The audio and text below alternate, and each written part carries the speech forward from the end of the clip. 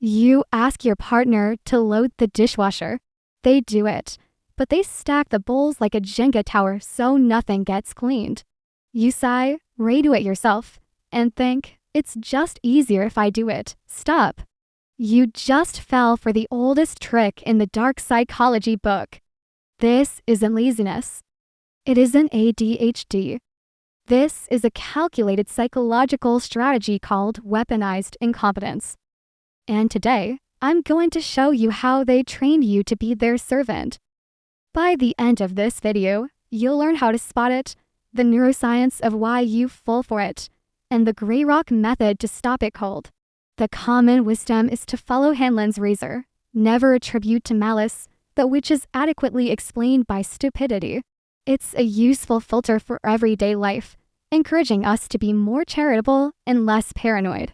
But when it comes to weaponized incompetence, this rule is dangerous. It becomes the very camouflage the manipulator hides behind. They rely on your generosity, your willingness to give them the benefit of the doubt. Flipping Hanlon's razor on its head doesn't mean assuming everyone is malicious. It means understanding that sometimes the stupidity is so specific, so convenient, and so repetitive that it stops being a plausible explanation. It becomes a strategy. To diagnose this, you need to look for 3 telltale signs. The first is selective competence. Does this person have the capacity for complex problem solving in areas that benefit them directly? Maybe they can meticulously level up a character in a complex video game, requiring hours of research and strategy.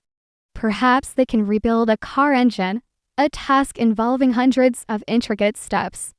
But when you ask them to use the washing machine, they suddenly can't figure out which button to press. That's not a gap in knowledge. That's a lie. It's a strategic decision to allocate their cognitive resources only to tasks they enjoy, while feigning helplessness for tasks they wish to avoid. The second sign is the rescue trigger. A strategic incompetent has a finely tuned internal clock, calibrated to your anxiety levels. They won't just fail at a task. They will wait until the last possible moment, right when the consequences are about to become real, so that your anxiety peaks and you have no choice but to swoop in and save the day. They don't put the trash out on Tuesday night. They forget until you hear the garbage truck rumbling down the street Wednesday morning, forcing you to sprint outside in your pajamas. This isn't just procrastination, it's a power move.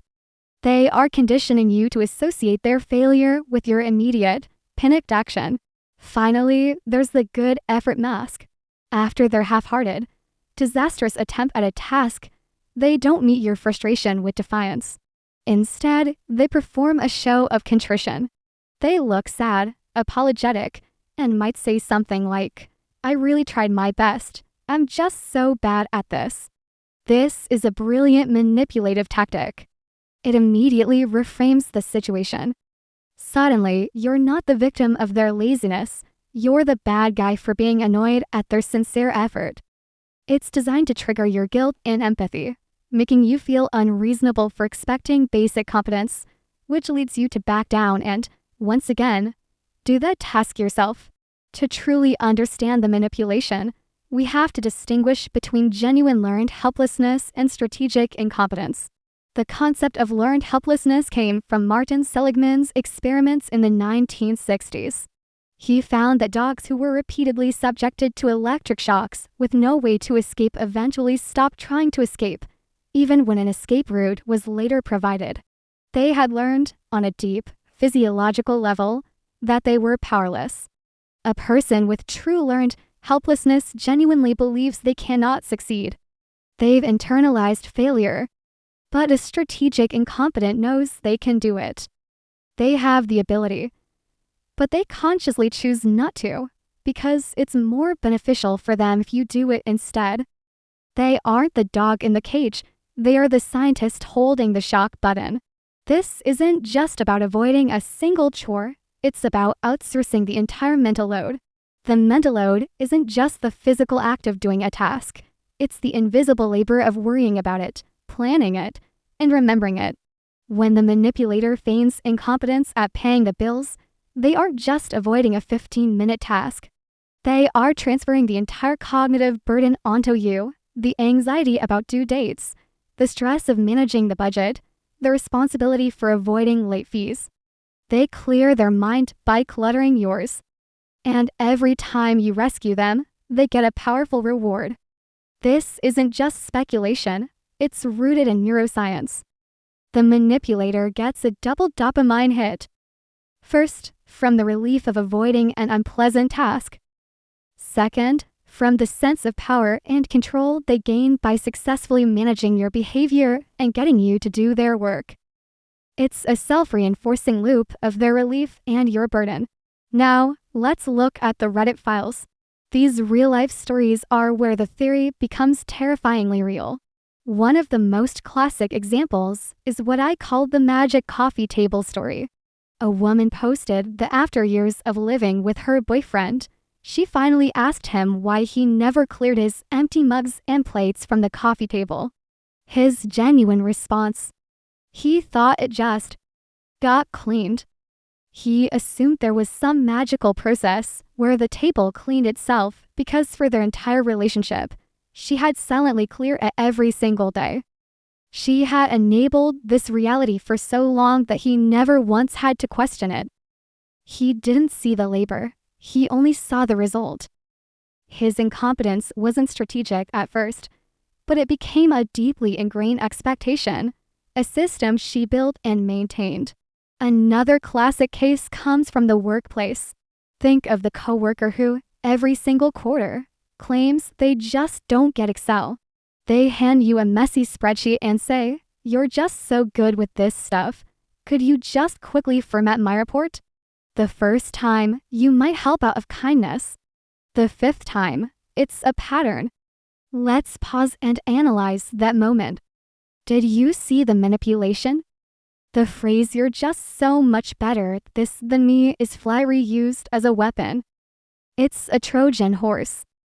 It praises your skills to make you feel good, but its real purpose is to assign you their work. By accepting the compliment, you implicitly accept the task that comes with it. They have successfully made their responsibility your problem, all while making you feel competent and valued. It's a masterful, insidious move. So, how did you get here? How did you become the default fixer, the designated adult in the room? The answer lies in operant conditioning, a concept developed by B.F. Skinner. Imagine you are a rat in a Skinner box. The manipulator is the scientist, and your behavior is being systematically shaped. Every single time you sigh and redo the dishes they loaded incorrectly, you are providing positive reinforcement. You are pushing the lever that gives them a reward, a clean kitchen with zero effort. You are literally, scientifically, training them to be useless because their uselessness gets them exactly what they want. You've taught them that a poor performance is the most efficient way to get a task completed to your standards, by you. And what about when you complain? When you nag, get frustrated, and then ultimately give in and do it anyway? You are demonstrating the role of punishment in this twisted experiment. You're teaching them that nagging is just the noise I have to endure before someone else does my work. The conflict you create is not a deterrent. It's simply the ticket price for admission to a life of leisure. As long as you eventually cave, the nagging is just background noise. They learn to wait you out, knowing that your tolerance for chaos or poor quality is lower than their willingness to do the work properly. You think you're punishing them, but you're actually reinforcing their patience. Now for the counterattack. How do you break this cycle without ending the relationship or quitting your job? The strategy is to establish a minimum viable standard and then completely refuse to exceed it for them. You have to be willing to let them fail. The next time they mess up the dishes, you don't fix it. You use a clear, emotionless script. "I see you've struggled with the dishes. I'm not going to redo them.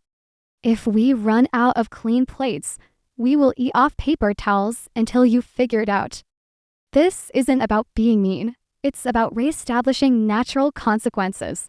This let them fail protocol is the most critical step, and also the hardest. You have to be willing to let the ball drop.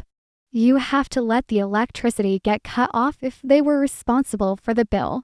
You have to let their boss see the terribly formatted report. The anxiety you feel in these moments is the withdrawal from the control they've conditioned you to take. You must tolerate your own discomfort to break their cycle of dependency. They have been shielded from the consequences of their inaction for years, and the only way to stop the behavior is to remove the shield, which is you. You must let them experience the direct results of their own choices. Competence is a choice. Every day, they choose to be helpless so they can benefit from your strength. Stop letting them choose for you to carry their load. Let them fail. Let them learn. And take your energy back.